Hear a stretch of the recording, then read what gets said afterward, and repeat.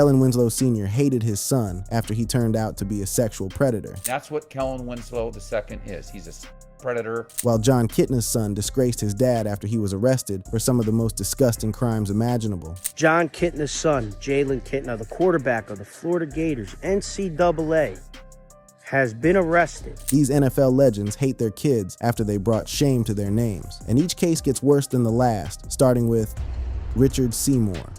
Richard Seymour built his professional reputation on a foundation of controlled, calculated devastation. 3 Super Bowl championships with the New England Patriots, a 7-time Pro Bowl selection, a Hall of Famer enshrined in Canton in 2022. The man stood 6 feet, 6 inches tall and weighed 310 pounds of precision and fury, the kind of defensive lineman who could completely neutralize an entire side of an offensive line and still have enough gas left to chase down a quarterback 40 yards downfield. When you talk about the Bill Belichick dynasty of the early 2000s, those Patriots teams that redefined what it meant to be dominant in the modern NFL, you cannot have an honest version of that conversation without Richard Seymour appearing somewhere near the very top of the list. He was the cornerstone, he was the anchor, he was the man who made the whole thing go. And after the game was done, he became a poker player, a venture capitalist, and a minority owner of the Las Vegas Raiders, the same franchise he was unceremoniously traded to back in 2009, now the franchise that bears his partial investment. He has described that ownership stake as a mission of a lifetime. By any reasonable measure, Richard Seymour is doing just fine. Then came his son, London. London Michael Seymour followed his father's footsteps in almost every conceivable way. The same university, the same position, the same relentless defensive tackle DNA running directly through his bloodline. A 3-star recruit out of North Gwinnett High School in Georgia, London, had put together an impressive senior season. 58 tackles, 26 of them for a loss, 6 sacks, 2 forced fumbles. He was, by any reasonable assessment, a football player worth watching. He committed to Georgia in March 2025, enrolled as a walk-on true freshman, and appeared in the season opener against Marshall, a 45-7 Georgia victory, before the calendar turned toward December and everything got complicated. Again, London Seymour.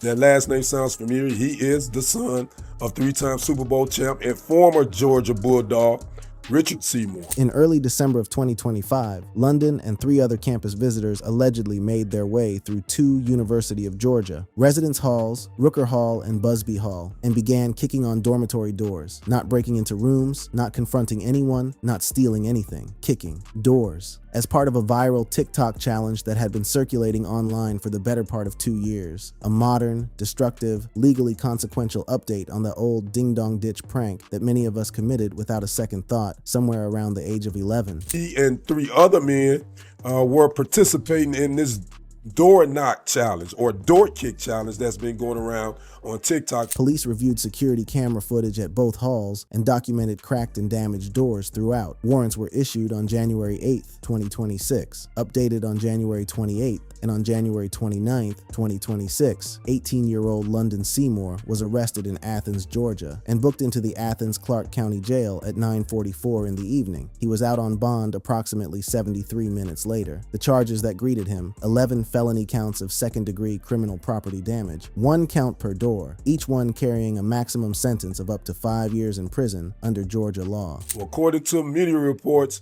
the young Seymour was charged with 11 counts of second-degree criminal property damage. London's attorney, Kim Stevens, pushed back almost immediately, arguing that UGA campus police had dramatically overcharged the case, 1 separate warrant per door, rather than a single consolidated charge covering the entire incident. Stevens characterized the whole thing as a prank, the sort of thing young people across the country had been doing without landing in felony territory, and expressed genuine optimism that pretrial diversion could resolve everything provided the group paid full restitution for the damage they caused. As of March 2026, the case remains open and unresolved. Richard Seymour has not publicly commented on the matter, not a word. London remains listed on the 2025 Georgia Bulldogs roster, his 2026 eligibility presumably intact pending the case's outcome. What is absolutely certain, though, is this: if the young man's last name were anything other than Seymour, this story would have lived and died in a local Athens courtroom without once touching a national sports headline. But it isn't, and it didn't. But sometimes the story doesn't spiral because of legacy or expectation. Sometimes it fractures in a single moment. One decision, one night, and nothing after that ever looks the same.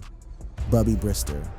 There is a particular kind of professional football player that casual fans tend to forget, and serious football historians refuse to. Bubby Brister is that player. Born in Alexandria, Louisiana, nicknamed Bubby because a sibling couldn't pronounce the word brother, Brister spent 15 seasons in the National Football League doing what every great backup quarterback is supposed to do: staying ready, staying sharp, staying humble enough to accept the role while staying hungry enough to seize every single moment the role offered him. He started for the Pittsburgh Steelers during some of their most turbulent years in the late 1980s and early 1990s, putting together a 1990 campaign that included career highs across the board: 16 starts, 2,125 passing yards, 20 touchdowns. Then he came off the bench in Denver, going 4-0 as a starter in 1998, while John Elway nursed injuries, posting for what it's worth a higher passer rating than Elway himself during those 4 starts, and earned 2 Super Bowl rings with the Broncos. He was Louisiana tough, famously so.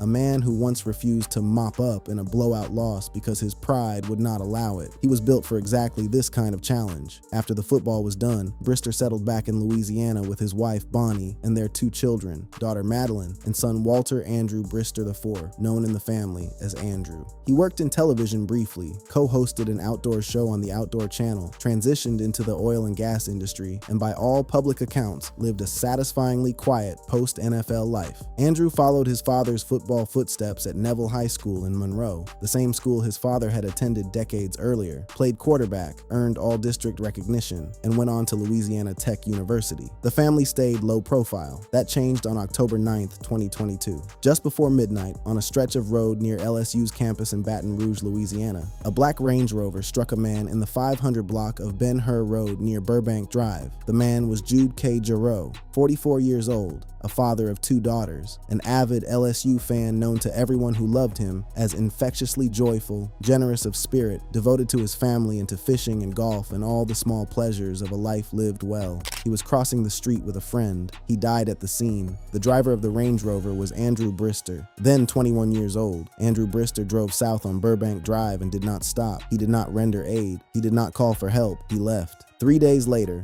after courts had reopened following a holiday weekend, Andrew Bister turned himself in and was booked on a felony hit-and-run charge resulting in death. He was released on a $10,000 bond the same day. His attorney later conveyed that Andrew claimed he had not realized he had struck a person until the following morning. Whether that explanation resonated with Jude Giroux's family is a separate matter entirely. His mother, Claire Cassard, stood before a court in October 2024 and described the loss as leaving an unthinkable mark, one that robbed her of sleep and left a permanent hole in her heart. His sister Paige insisted, plainly and quietly, that his life mattered. At least 20 members of the Giroux family attended the sentencing hearing, wearing LSU colors. In September 2024, Andrew Bister pleaded guilty to felony hit and run, resulting in death. On October 11, 2024, East Baton Rouge Parish District Judge William Jordan imposed a negotiated plea deal: 3 years of probation, with imprisonment deferred. Violate the terms, any of them, and up to 10 years in prison await him. Those terms include 250 hours of community service, at least half of which must be spent on a highway litter cleanup crew, a $5,000 fine, substance abuse evaluation and treatment, continued mental health counseling, driver improvement courses, attendance at a Mothers Against Drunk Driving Victim Impact panel, and speaking engagements at universities, including specifically to LSU football players, about the real, irreversible cost of getting behind the wheel impaired.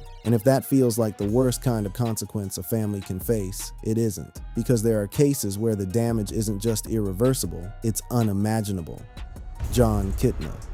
If you wanted to design a man whose life story was built deliberately and visibly around the concepts of faith, perseverance, and doing things the right way, you would design John Kitna. He walked on at Central Washington University, a small NAIA school that virtually no NFL scout took the time to visit, and became the starting quarterback as a true freshman. Over 4 seasons, he set NAIA records in career passing yards, total offense, and single-season passing yards, and led the Wildcats to the 1995 NAIA Division II National Championship. He went undrafted. He played in NFL Europe. He worked his way into a starting role with the Seattle Seahawks, then the Cincinnati Bengals, where he won NFL Comeback Player of the Year in 2003 and led Cincinnati to their first non-losing season in years. He is the only quarterback in Bengals history to throw every team pass over an entire 16-game season. He later became a high school math teacher, a football coach, a Christian evangelist, and a vocal public advocate for mentoring young men, particularly particularly those without father figures in their lives. He coached all 3 of his sons in high school football. He did everything you're supposed to do, which is precisely what made November 30th, 2022 so shattering to process. On that day, Kitna's 19-year-old son Jalen, a backup freshman quarterback who had appeared in 4 games for the University of Florida Gators, was arrested in Gainesville, Florida on 5 felony charges: 2 counts of distribution of child exploitation material and 3 counts of possession of child pornography.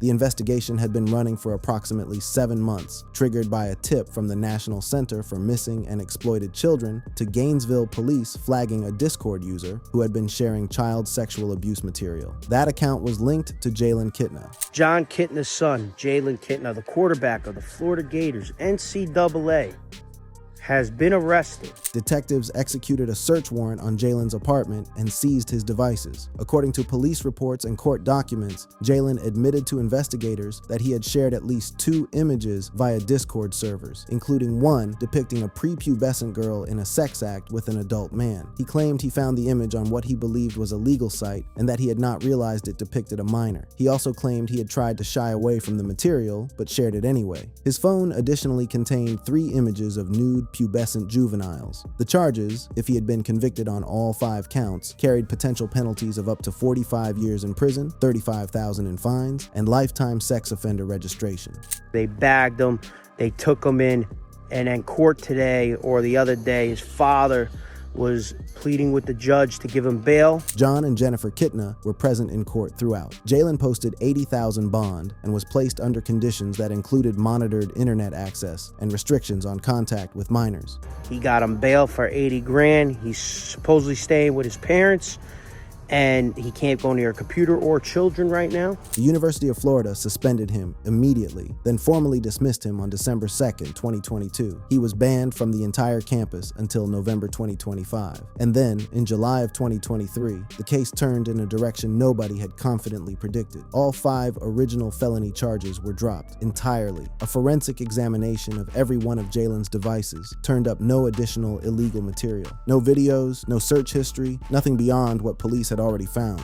Jalen pleaded no contest to 2 second-degree misdemeanor counts of disorderly conduct, received 1 year of probation, reducible to 6 months for compliance, no jail time, no fine, and no requirement to register as a sex offender. A psychosexual evaluation placed him in, per his own public statement, the lowest possible percentile for likelihood to reoffend. He called the original 5-count felony charges not accurate and said the investigation concluded this was not a child pornography case. He transferred to UAB, became a starter there, passed 2,000 yards in both the 2024 and 2025 seasons, and has had no further legal issues. For John Kitna, the man who built his entire public identity on being a model father and a moral example, the 8 months between the arrest and the resolution were surely the longest and darkest of his life. But even that kind of fall, public, humiliating, life-altering, still exists within the realm of explanation, of context, of something you can attempt to understand. What comes next doesn't offer that comfort.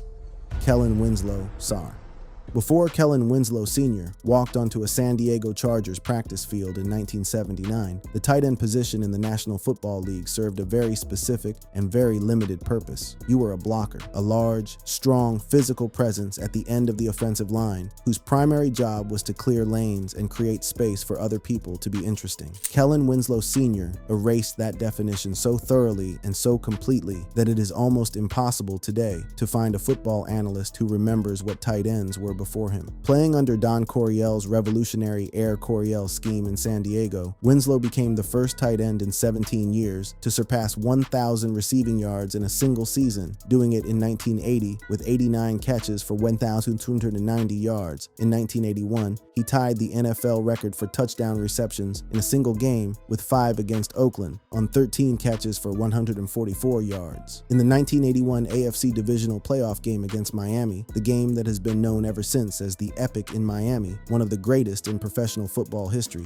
he caught 13 passes for 166 yards, blocked a field goal, and had to be physically helped off the field multiple times due to exhaustion and cramping before returning each time. He was inducted into the Pro Football Hall of Fame in 1995 on his first ballot. He is the reason tight ends are what they are today. His son, Kellen Winslow II, known as KW2, appeared for years to be everything the football world hoped he would be. He won the John Mackey Mackey Award at the University of Miami, was selected 6th overall by the Cleveland Browns in the 2004 NFL Draft, the highest a tight end had been taken in over 30 years, and signed what was at the time the largest contract in NFL history for a tight end. He had injury problems, yes, but in 2007, he put together the kind of Pro Bowl season that made you believe the Hall of Fame bloodline had manifested exactly as promised. 82 catches, 1,106 yards, 5 touchdowns. The future looked enormous until the day he stood in front of a judge. What followed his playing career was not enormous in any direction anyone had hoped. Beginning in 2018, Kellen Winslow II was arrested and charged in an escalating series of violent sexual offenses that prosecutors would describe, ultimately, as the work of a deliberate predator who specifically targeted victims he calculated were least likely to be believed or to report him. A homeless woman, a hitchhiker, an unconscious 17-year-old at a 2003 party, an elderly woman in a gym jacuzzi. The scope of the predation and the sheer brazenness of it, he was still committing offenses while on GPS monitoring after his initial arrest, left the courtroom stunned. Victim after victim came before the court to describe what had been done to them and what it had cost them,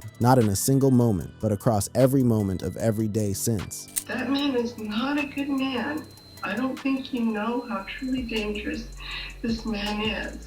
In June 2019, a jury convicted Winslow II of the rape of a 58-year-old homeless woman, indecent exposure, and lewd conduct, while deadlocking on 8 other counts. In November 2019, to avoid retrial and the prospect of a life sentence, he pleaded guilty to additional charges, including the 2003 rape of an unconscious teenage victim. His lawyers cited frontal lobe damage and possible CTE from football as contributing factors. The court was unmoved. The judge sentenced him to the maximum available: 14 years in state prison, lifetime parole upon release, and lifetime sex offender registration. When given the opportunity to speak at his sentencing, Winslow II offered no apology. That's what Kellen Winslow II is. He's a sexual predator. Those words, delivered by the prosecutor, represented the culmination of a case that dragged a Hall of Fame surname into a form of disgrace it had never before encountered.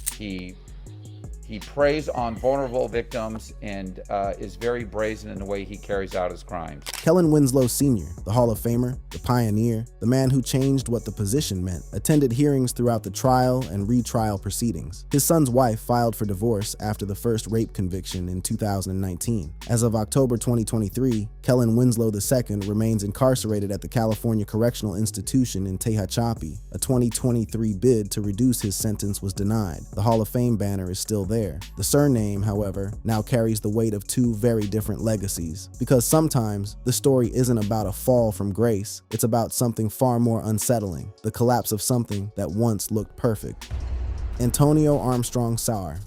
Antonio Armstrong Sr. was not, in the way that Ray Lewis or Lawrence Taylor was, a household name across the entire country, but in Houston, Texas, and particularly in the 5th Ward where he was raised, in the Bel Air neighborhood where he built his adult life, and in the churches and gyms and schools where he poured himself into his community for decades, he was something that arguably matters more than national celebrity. He was a cornerstone. He starred at Kashmere High School. He went to Texas A&M, where he earned first-team All-Southwest Conference honors in both 1993 and 1994, was a Butkus Award semifinalist, and delivered 8 tackles and 3 sacks in the Cotton Bowl Classic. He was drafted by the San Francisco 49ers in the 6th round in 1995, briefly appeared in games with the Miami Dolphins that same year, and then built a genuinely distinguished career in the CFL, earning CFL East Defensive Player of the Year with the Winnipeg Blue Bombers in 2000, starting in the 2001 Grey Cup, and finishing his playing days with a resume that spoke to a man who had given everything he had to the game at every level he played it. When football was finished, Antonio Armstrong Sr. came home. He opened First Class Gym in the Bel Air area of Houston and became a personal trainer, a motivational speaker, and an associate pastor at his mother Kay Winston's Spirit of Life Church. He married Dawn, the woman he met at church, and together they built exactly the kind of family that communities point to as proof that it is possible to do everything right. 3 children: Josh, whom Antonio adopted; AJ, born in Canada during his CFL years, and Kara, the youngest. The kids attended Kincaid, one of Houston's elite private schools with annual tuition exceeding $30,000. The Armstrongs were, by every account of everyone who knew them, pillars: devout, athletic, close-knit, devoted, extraordinary. Antonio and Dawn Armstrong were the kind of couple other couples envied, the kind of family that, from the outside, seemed to have genuinely figured it out. Faith, community, love, success, all of it woven together and held up as an example for others. They had it all: a tight-knit family, 3 accomplished children, leaders in their church, savvy entrepreneurs, owners of a small chain of gyms. On July 29th, 2016, just before 2 a.m., 16-year-old AJ dialed 911 from his closet and reported gunshots coming from his parents' second-floor bedroom. When police arrived, AJ disarmed the home security system to let them in. There were no signs of forced entry anywhere in the house. Both parents had been shot execution-style in their bed while they slept, with pillows placed deliberately over their heads. Dawn Armstrong was pronounced dead at the scene. Antonio Sr. was taken to Memorial Hermann Hospital and died there. The murder weapon, Antonio Sr.'s own .22 caliber pistol, was found on the kitchen table downstairs. Beside it, a handwritten note in large letters: "I have been watching for a long time." No fingerprints, no DNA on the gun or the note, but investigators found a bullet hole in the ceiling of AJ's third-floor bedroom, corresponding to a hole in the floor that had been partially concealed by socks. They found bullet holes in a pillow and comforter inside AJ's closet, consistent with test firing. AJ's account to investigators shifted in ways that accumulated inconsistency over time. He was charged with 2 counts of capital murder. He maintained, through every court appearance, through every interview, that he was not responsible, that someone else had been in that house. I'm innocent.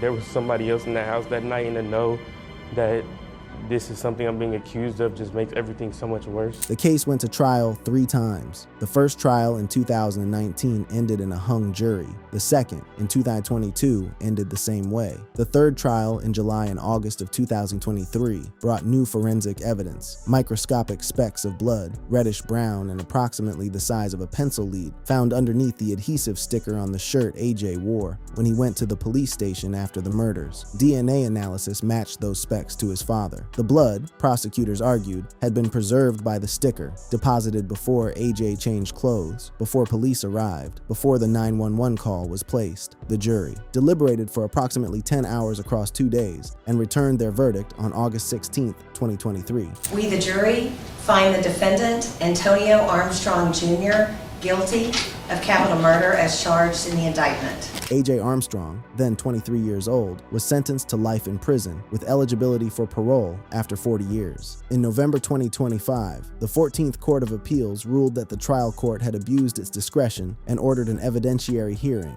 with the appeals centering on concerns about the blood evidence analyst who testified for the prosecution in the third trial. As of early 2026, the case remains active, unresolved, and bitterly contested. AJ is currently incarcerated in a Texas prison. He married his high school sweetheart during the years he spent under house arrest. He has a young son named Hendrix. He maintains he is innocent. Whether that conviction represents justice or a miscarriage of it, Houston has been arguing about for nearly a decade. What is beyond argument is this: Antonio Armstrong Sr., the man who came home from football and built something genuinely beautiful in his community, in his church, in his family, never got to see the end of the story. If you enjoyed this video, click on the boxes playing on your screen to watch similar content.